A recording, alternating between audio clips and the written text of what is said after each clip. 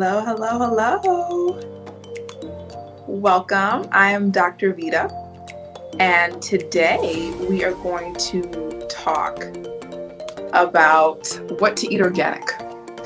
So it's very, very important that we eat organic, but we may not all have the means or the financial means or the convenience of eating organic at all times. So today we are going to look at different scenarios. I'm going to help you decide when to eat organic and when you can eat non-organic. Hello, how are you, everyone that's joining in? So I'm live streaming on multiple different platforms. I'm on my personal Facebook page, I'm on my Facebook business page, and I'm also in my Facebook group. So welcome, everyone. Okay, when I was a single gal in my early 20s, I had a health issue that I always talk about that went undiagnosed. We still don't know what was wrong. And one of the major shifts that I made was eating organic. Once I did this, I felt significantly better. But at that point in time, I was young, I was single, and so I didn't eat that much. So I was able to buy all of my produce and everything that I bought organic. But right now, I'm in a household with 4 people, and all 4 of those people eat more than I do. So we do not eat 100% organic in my house. So a lot of you may be in a similar situation as I'm in, where you cannot afford that grocery bill of every single thing being organic whole wheat bread, to organic grapes, you just can't afford the whole entire bundle. So I'm going to walk you through some things that you absolutely should buy organic and things that you can buy non-organic, okay? So these lists are not lists that I made up. These are the Dirty Dozen and the Clean 15 list. So the Environmental Working Group is an organization that I absolutely love. And so they have helped us come up with a list of foods that have the most pesticides in them and foods that have the least. And so why do we care? Well, when farmers are growing food, they don't want a lot of pests coming in and eating the crops and contaminating their crops. So they're spraying these pesticides on food. But now the problem that we run into is these pesticides that they're spraying on our vegetables and our fruits are actually very, very harmful to us. So whenever I'm working with women that are having fertility issues or men and women that want to get pregnant, I beg them to please get on an all organic diet.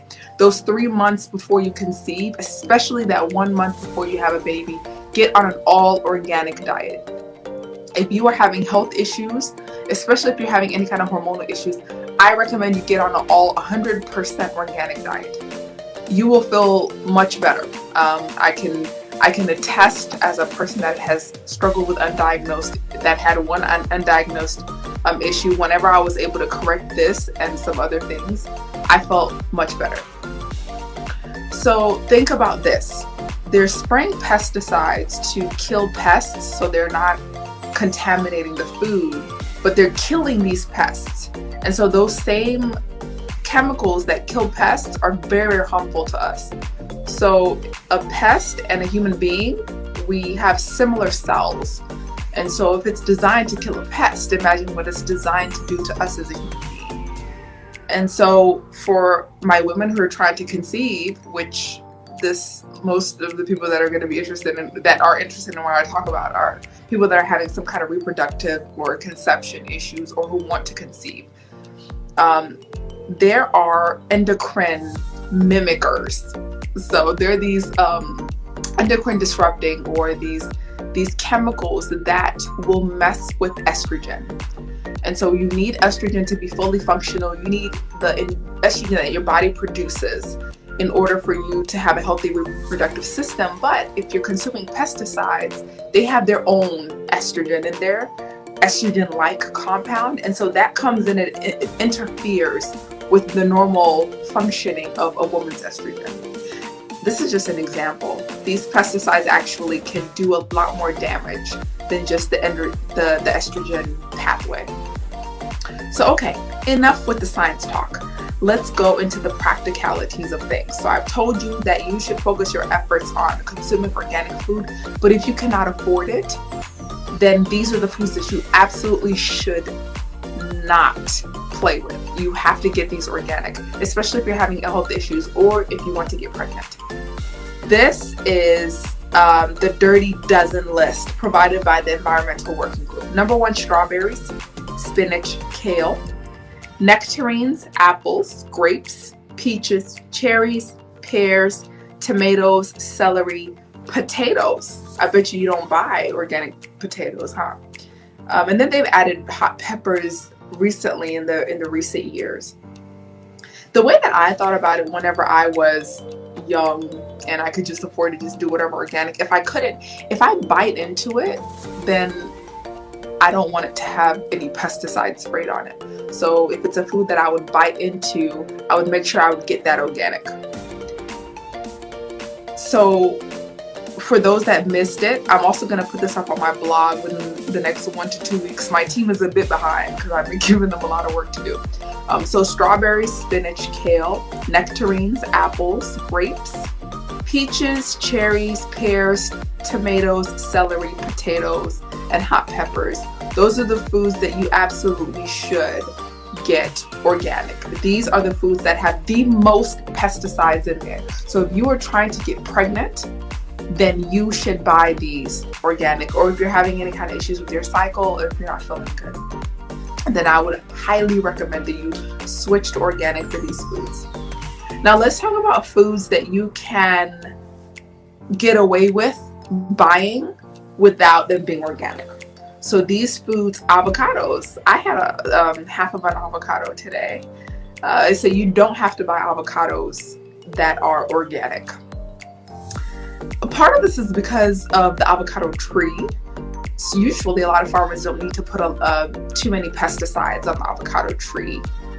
Then next we have sweet corn, pineapple, onions, which I consume a lot of daily, papaya, frozen sweet peas, you don't have to get organic, eggplant, asparagus, cauliflower, cantaloupe, broccoli, mushrooms, cabbage, honeydew melon, and kiwi. Now the interesting thing is I've given you almost 30 fruits and vegetables in just this short Facebook Live, and I hope that you all are consuming these every week. Okay, that's very, very important, especially right now. Mushrooms, that you don't have to buy mushrooms organic. If you want to, that's great. If you can afford it, great. You don't have to get mushrooms organic, but you should be consuming lots of mushrooms, especially number 1 if you're trying to get pregnant. Number 2, this is the winter time. Mushrooms are excellent for the immune system. You should be having some kind of mushroom. There are lots of different mushrooms. I even use the mushroom powder. Those are excellent for the immune system. They're excellent for cancer. They're excellent for a bunch of other things. But there's certain vegetables that you should be eating daily.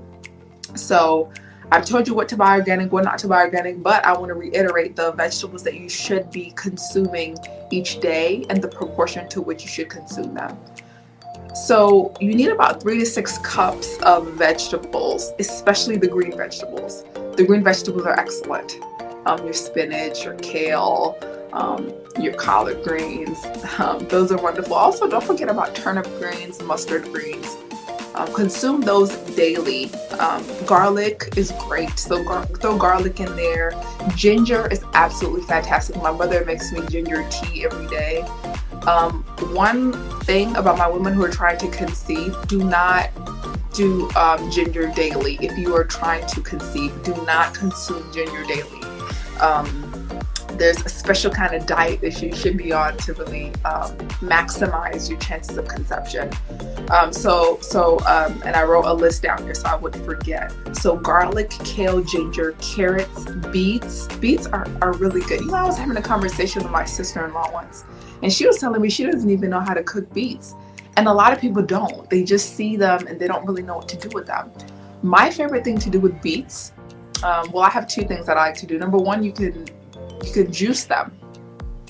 Number 2, you can cut up the beets, peel them, cut them up, and then just roast them in the oven, 375, with sweet potatoes.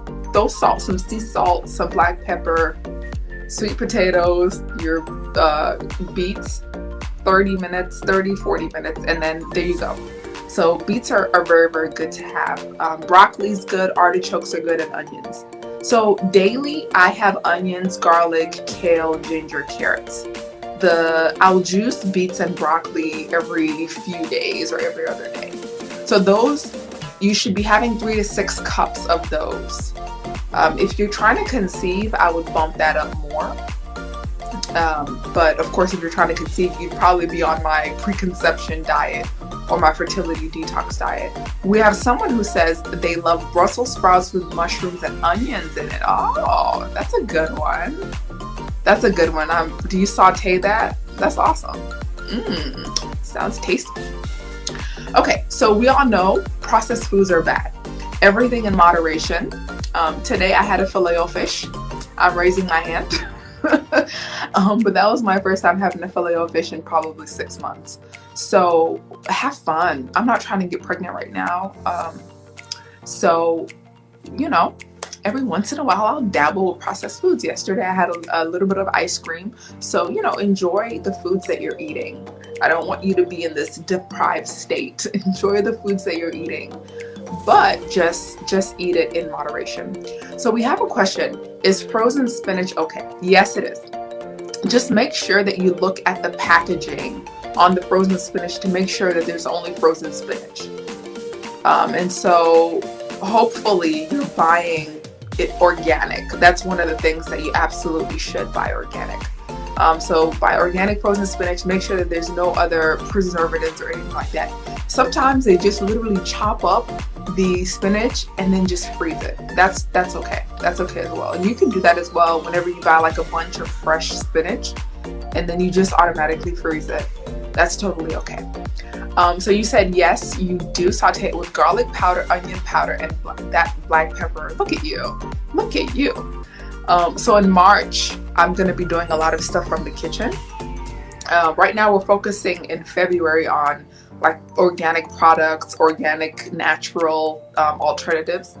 But in March, that's when we're really, really going to go into like me in the kitchen and me showing you some good recipes. Okay, a few other things. Stay away from deli meats and hot dogs. I know people find it easier to just like chop up some deli meat and just put it in some bread. Actually, if you're trying to conceive, the deli meat is a no, and the bread that you're probably eating is a no. There's some breads that are okay to have, but a lot of times people are eating the wrong type of bread, the wrong type of meat. Okay, so I also wanted to just talk about like just meat in general. I'm a big fan of meat. I am a big fan of meat. I do believe that there are periods that you should go without meat. Now, it's always good to get organic grass-fed meat. Now that's expensive. That's so expensive. And I understand that. If you are trying to conceive, it's better to reduce your meat intake than for you to consume meat that has added crap in it. Because those hormones that they're injecting the animal, they don't completely go away when we cook the meat. And so I would be very, very careful when you're talking about meat. So you need the minerals, the nutrients that are in meat are great for you. But if it's organic meat, then that's good. So what I suggest for women that are trying to conceive, or just anybody who wants better hormonal health. Okay, the ultimate thing for us women when we need like our hormones to be perfect is when we're conceiving. If we want to have a perfect pregnancy, a perfect delivery, a healthy child, that's the moment in our life where we really, really need to have perfect hormones. But this applies to anyone that wants their hormonal health to if you just want normal periods, if you just want to go through, your monthly cycles at ease, then really, really listen to what I'm saying.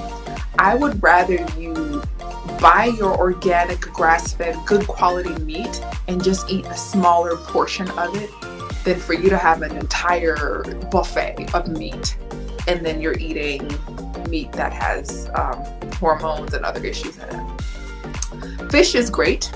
Fish is awesome.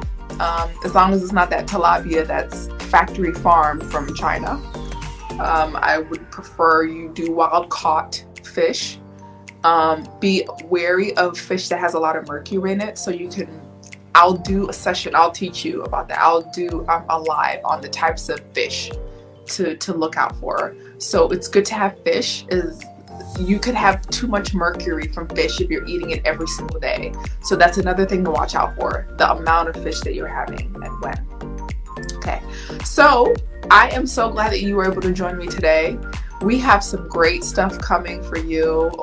My team and I are working hard to make sure that we do not disappoint. If there's something that you need, continue to reach out to me. If you need help with your diet, if you need help, whatever, hop on a call with me. Find me on social media. I'm very accessible. Send me a message if you need any suggestions. Please feel free to reach out to me. Somebody's over here talking about salmon, brown rice, and spinach. Mussels and oysters are amazing. A great aphrodisiac. Don't think you're getting like a whole lot of nutrients from them, but they're fine. The best detox is my detox, to be honest. I've never found any detox that's better than mine, and I'll stand on that until the day I die. So you can inbox me if you're interested in doing a fertility boosting or hormone boosting detox. Outside, you have to be very, very careful. If you want to conceive, you have to be very careful the detox that you're going to do, because some detoxes will detoxify, but they actually will pause your reproductive health for a little bit. So whenever you're detoxing, basically you are putting all of the toxins in your system, and then you're aiding your body to get rid of them. But now the problem is, if you want to conceive, if you want to have a baby, if you want to get pregnant, you don't want to harm your system too much to where you have all these toxins rolling around. If you happen to get pregnant in the middle of that, then you wreak havoc. So the best thing to do is to do a good detox, but add in fertility boosting foods so that you're actually doing this detox to promote your reproductive health, to promote and to enhance your chances of conception. So I've struggled to find a good detox that is for women that are trying to conceive. That's why I created the detox that I created, so that women who are trying to conceive can go through the detoxification process and not have to wait 5 to 6 months to restore their body before they can conceive. So I stand by my detox, and it's amazing. Okay, I'm so glad that you all joined me today. I'm telling you, look out next week. Look out on all of my social media pages. Next week, I'm going to be teaching you how to make like all natural household cleaners, all natural everything. So I'm really wanting you to limit your exposure to things that are hurting your hormonal health. I want to reduce your exposure to things that could be causing your hormones to go crazy. So this is very, very important for people that want to conceive, people that are currently pregnant, and people that just have children in general. You'll be surprised how harmful these everyday things are to you and your children and your pets. Okay, so stay tuned on all of my social media. All right, have a great day.